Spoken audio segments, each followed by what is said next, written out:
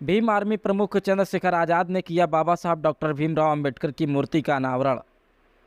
दरअसल आपको बता दें कि राजस्थान के अलवर में बानसूर के बिलाली गांव में बाबा साहब डॉक्टर भीमराव अंबेडकर की मूर्ति का अनावरण भीम आर्मी प्रमुख चंद्रशेखर आज़ाद ने फीता काट कर किया।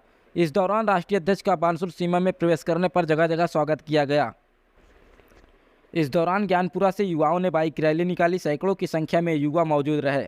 भीम आर्मी प्रमुख चंद्रशेखर आज़ाद ने बाबा साहब डॉक्टर भीमराव अंबेडकर की मूर्ति का अनावरण किया और विशाल जनसभा को संबोधित किया।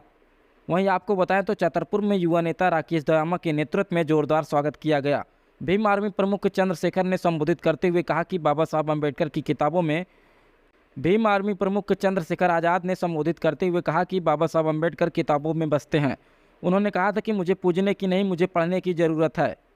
और आगे उन्होंने कहा कि बाबा साहब ने कहा था कि रोज़ सुबह 2 घंटी बजेगी, एक मंदिर की और दूसरी स्कूल की।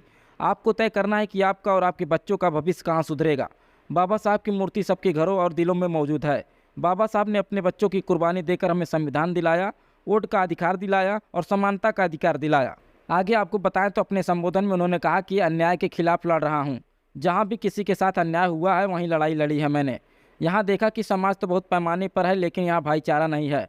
हम प्रयास कर रहे हैं कि पिछड़ों में, दलितों में, आदिवासियों में एकता हो जाए। इसके लिए लगातार प्रयास कर रहे हैं।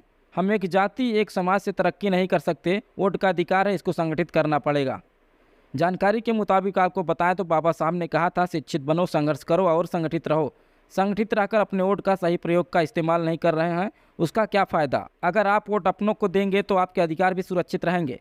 किसी की हिम्मत नहीं होगी जो कि आपके ऊपर अत्याचार कर सके। इस दौरान कार्यक्रम के आयोजक ने भीम आर्मी प्रमुख चंद्रशेखर आज़ाद के सर पर 41 मीटर का साफा और 51 किलो की माला का स्वागत किया।